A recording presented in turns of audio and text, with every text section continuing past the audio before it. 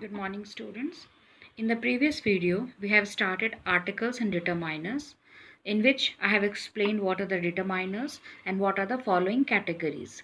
In that category, I have explained articles. In today's video, I am going to describe the other categories, that is demonstrative determiners, possessive determiners, indefinite adjectives and others. Demonstrative determiners and possessive determiners are not other categories. They are only demonstrative adjectives and possessive adjectives. Demonstrative and possessive adjectives are only known as demonstrative determiners and possessive determiners. So let's start with demonstrative determiners. Words like this, that, these and those are called demonstratives. This and that are used for singular nouns.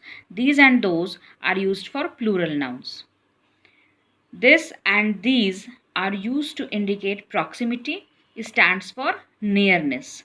That and those are used to give a sense of distance. Means those objects or things which are far away, which are on distance, we are using that and those for those things.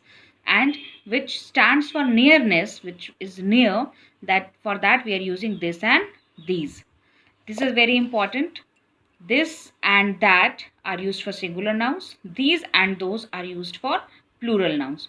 So this, that, these and those are called demonstrative determiners. Next is possessive determiners. Words like my, your, his, her, its, our and their are called possessive determiners. These are possessive adjectives. These words are showing the possession.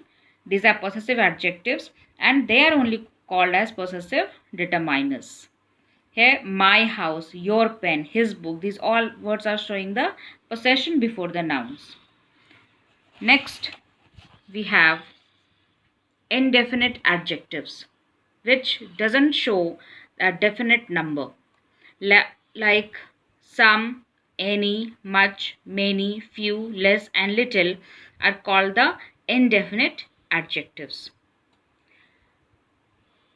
This note is very important. Some can be used in affirmative sentences, means some is used for positive sentences, and any in negative sentences when expressing quantity. Similarly, any is used instead of some to ask a question. Whenever you will have to ask a question, don't put some. Any is more relevant than some. Like, is there any water in the tank? Now, much and many. What is the difference between these two? Much means a large quantity of something. Many means a large number of something. So, what it indicates, large quantity and large number? It means much is used before uncountable nouns and many is used before countable nouns. Now, the use of little, a little and the little. Little means hardly any. A little means at least some. The little means small quantity. This is the basic difference between these three. Next is few, a few and the few. Few has a negative meaning. It denotes not many. A few denotes some at least. The few denotes the particular few things. This is the difference between few, a few and the few. Now, these are indefinite adjectives. Last is others. Words like either, neither, each, every, all, both, other, another, or two, seventh, etc. can also be used as determiners. Each and every. Each is used when everyone or everything is separately considered. Every is used when speaking of some number exceeding 2. All. All means as a group or whole. You all know the meaning of all. Neither and either. Either means one of two or each of two.